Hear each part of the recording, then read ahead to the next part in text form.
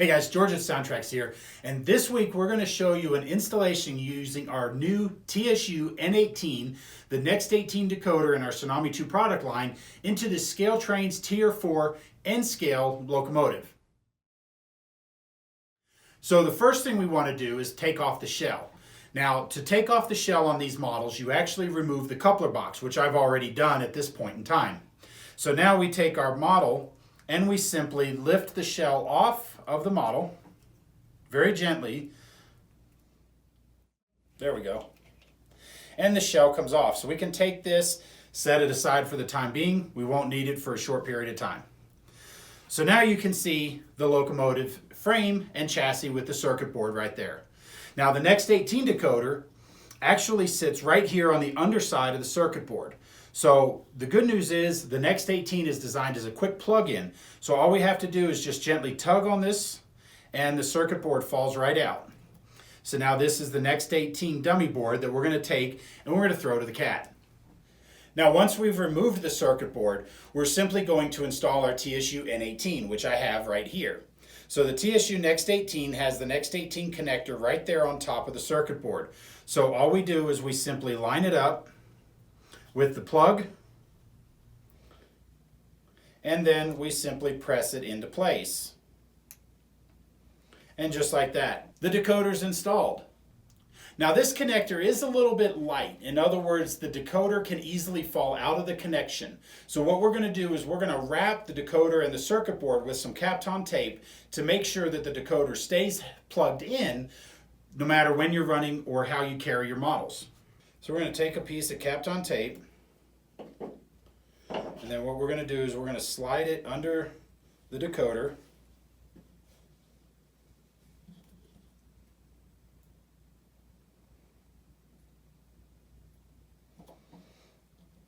Just like that. Now around the connection is where we're going to wrap it. So we want to put that up on top of the board, and then we'll take the other side, we'll wrap it around, and you want to make sure the tape is tight and make sure it holds the board in place. Now at this point you could take the locomotive, put it on the track, and test run it back and forth to make sure that the decoder works. Once you have the decoder tested and you're sure to move on, now we're going to install the speaker. Now to install the speaker, we're going to remove the fuel tank. Now there are two screws to hold that in place, so let's go to the workbench and remove this and we'll get the speaker installed. Okay guys, here we are at the workbench, and so my tools that I have here is a small screwdriver that we're going to use to take the fuel tank off. We have a pair of wire strippers and wire cutters that we're going to use to attach the wire to the speaker. We have our purple wire. This is a pre-cut length that I have. We're not going to use all of that. I have our solder flux, an X-Acto knife, and some glue to tack the speaker down in place. So first thing, we need to remove the fuel tank. So we're going to take our locomotive with the decoder installed, and there's two screws right here on the bottom. So we can simply just, oh, there it goes. So now we can just remove these screws. There's one.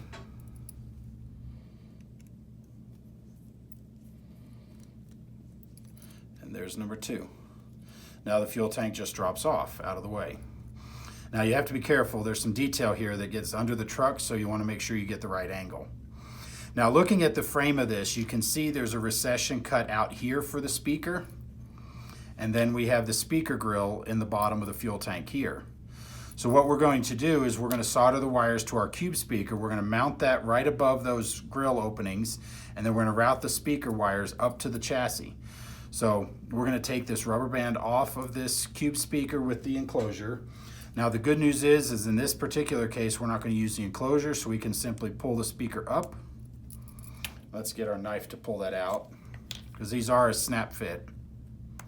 There we go. And we can take that, set it aside. Now we have our speaker.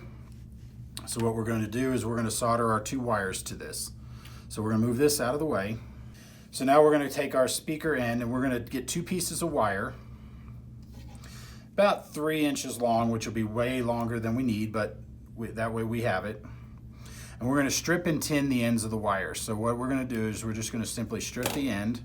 We're going to twist them, put a little flux on the end. Now we're going to grab our soldering iron, get some solder on the end here, and tin the end of the wire. And this one here is already tinned. So now what we're going to do is we're going to cut these to length because we don't need that much wire exposed. So you only really need about a 1/16 of an inch or less. So we can cut this down so we just have a little bit of wire exposed. So now the next thing we're going to do is we're going to take some flux, we're going to put it here on these speaker terminals. Now the speaker terminals on this Mini Cube speaker are these two on the outside.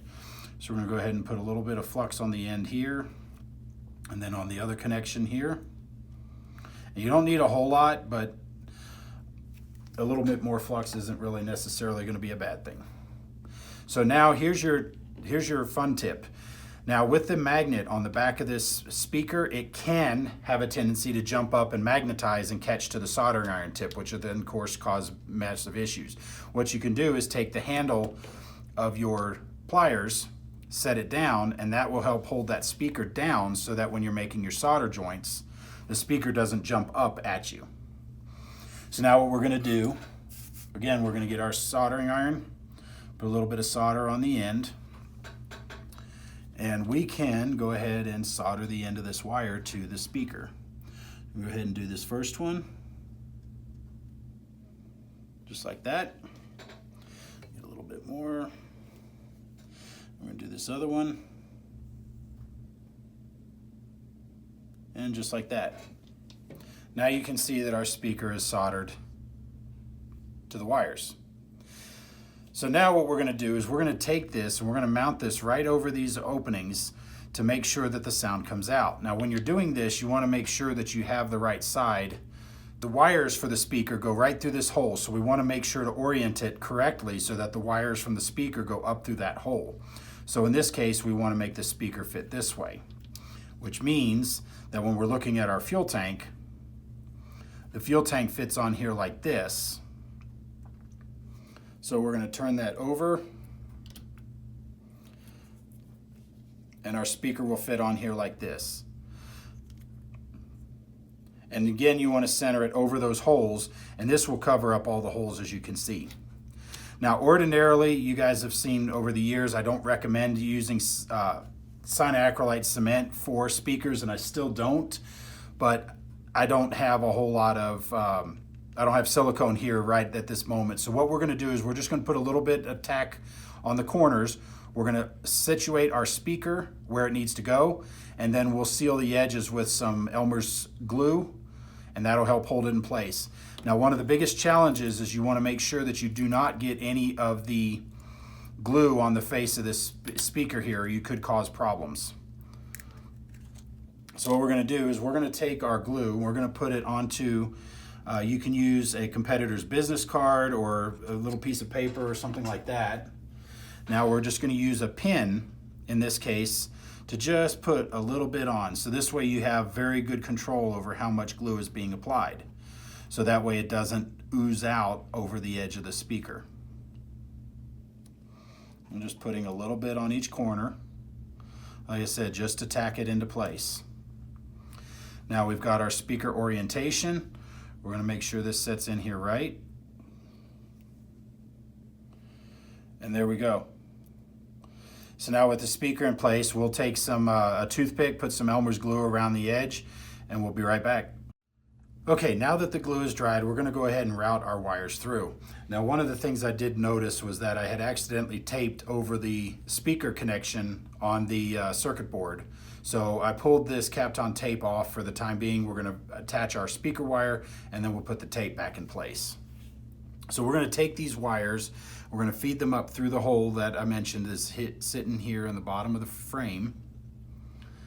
Now we're going to grab a pair of small tweezers, or in this case a very small pair of pliers. We can pull our speaker wires up through the hole.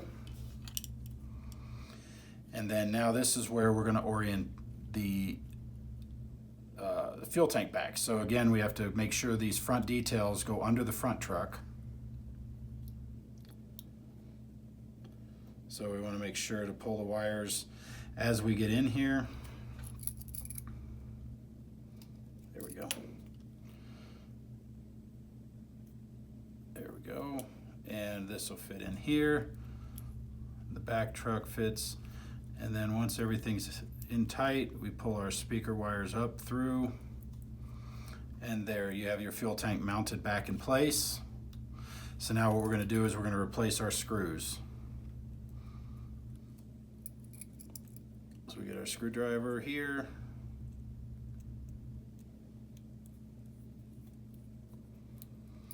And then we get our other screw here.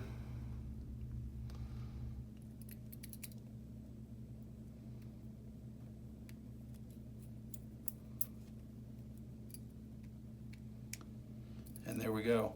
So now we have our wires coming up. So now on the top of this circuit board,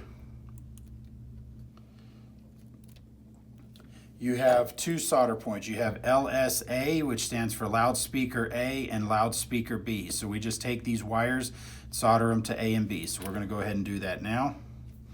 So again, we're going to strip and tin the end of the wire. And these are small solder pads, so you don't need a whole lot of exposed wire. Maybe a little more than that. There we go. So now we're going to take our flux and tin the end of the wires like we do normally.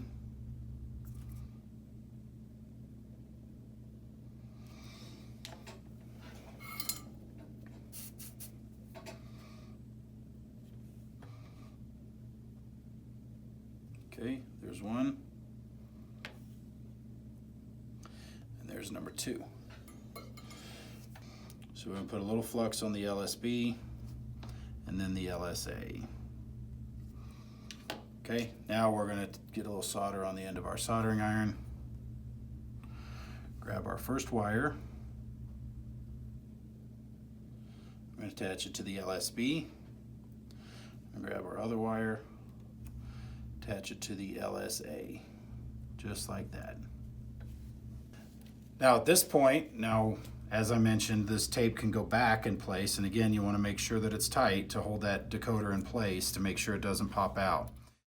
So the next thing we're going to do is we're going to go back to the studio, we're going to get some tape and tape this down, we're going to put the shell back on, and then we're going to take it for a test drive. So let's head back over. Okay, so now that we're back here in the studio, we're going to go ahead and we've got a piece of track powered up. We're going to go ahead and put it on the track and just test it to make sure so we can make any changes or fix anything we need to. Well, we've got sound, so that's a good sign. And we hear the locomotive firing up. We have a headlight LED. We have our right ditch light, left ditch light. So it looks like we're all good. And according to this, it looks like ScaleTrains has the number boards automatically illuminated. So we're good. Let's test motor control. So we're going to move forward. We're going to move in reverse. And it looks like we're all good. We've got a reverse light. Everything works the way it's supposed to. So now that everything's tested and working, now we just need to button this up. So we're going to get some Kapton tape and we're going to tape these wires down in place. And we're just going to tape them here along the side of the motor to make sure that they don't interfere with the replacement of the shell. So what we're going to do is we're going to get another piece of Kapton tape here. Get our knife. We're going to cut a piece off. Now again, this piece doesn't have to be precise. We're trying to make sure we hold the wires down in place. So we're going to put it over the wires here on this side. We're going to run this tape over the top here. And then just down on the other side where it'll touch in place. Now all we got to do is put the shell back on. So now we just grab our shell, and again we're going to very carefully put it back in place. Make sure that everything stays where it's supposed to. Now it's going to be a little tight because we have the wires in there. But there we go.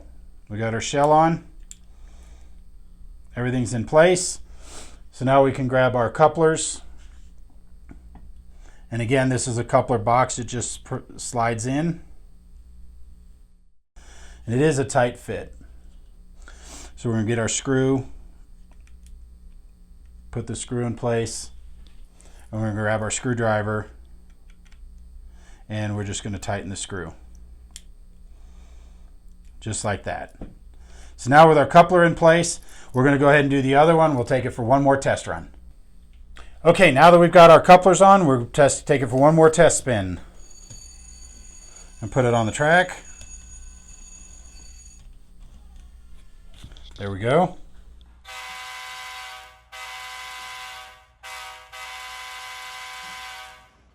We got sounds. We're going to check our headlight. Our headlight's on. Check our ditch lights. And those both come on. Check our reverse light. Guys, we've got all these lights on. Everything's here. We're fully installed. Now guys, for more information on how to set up the decoders to match your Tier 4 GEVO, be sure to check out our video where I did a Tier 4 GEVO with an Intermountain in HO. You can still have all the same settings, just be sure to check out that video listed in the description below. You can also check out more videos on how to set up the alternating flashing ditch lights and how to get them set up on the same function button using function mapping, and another video linked below. Now for more information on this, you can go to our website at SoundTraxx.com. Be sure to click on the reference where you can find the manuals for the Tsunami2 Diesel User's Guide, which will give you all the information and how to set up the decoder. Now these TSU-N18 decoders are now shipping. You can find them at your favorite retailer or at SoundTraxx.com.